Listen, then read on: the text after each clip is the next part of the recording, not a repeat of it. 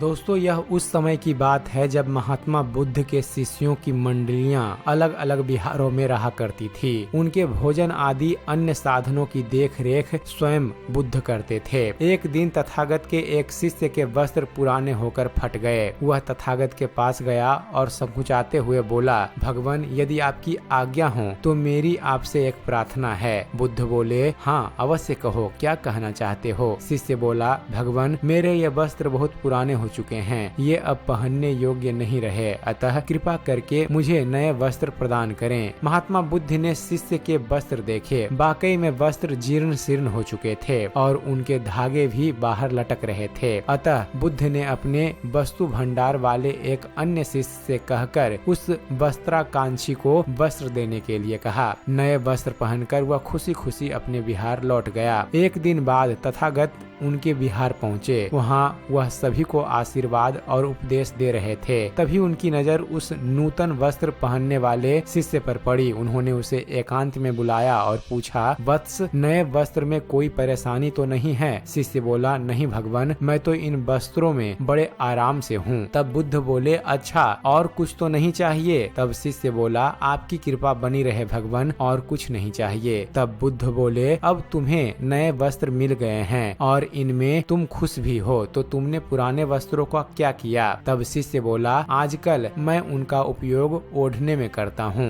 बुद्ध बोले, अच्छा तो तुमने अपनी पुरानी ओढ़नी को क्या फेंक दिया। शिष्य बोला, नहीं भगवान, मैंने उसे अपनी खिड़की के पर्दे में लगा दिया है। तब बुद्ध बोले, अच्छा तो तुमने निश्चय ही पुराने पर्दे फेंक दिए होंगे। शिष्य बोला, नहीं भगवान, पुराने पर्दे मैंने बिछाने के लिए उपयोग करना शुरू कर दिया है। बुद्ध बोले, तो फिर पुराने बिछाने का क्या किया। तब शिष्य बोला, उनको मैंने टुकड़े करके रसोई में गर्म बर्तन उठाने के लिए रख दिया है। तब बुद्ध बोले, अच्छा तो रसोई के पुराने कपड़ों का क्या किया। तब शिष्य बोला, उन्हें धोकर उनसे अब मैं पोछा लगाता हूँ। तब बुद्ध बोले, तो फिर पुराने पोछा लगाने के कपड़ों का तुमने क्या किया। शिष्य बोला, भगवान उनके तो धागे इतने बिखर गए थे कि उनका और कोई उपयोग नहीं हो सकता था, इसलिए मैंने उनके धागों की बत्तियां बनाकर रख ली, जिनसे रात्रि के अंधकार का निवारण किया जा सके। कल रात्रि को आपके कक्ष में जो दीपक प्रज्वलित हो रहे थे, उनमें उन्हीं बत्तियों का उपयोग किया गया था।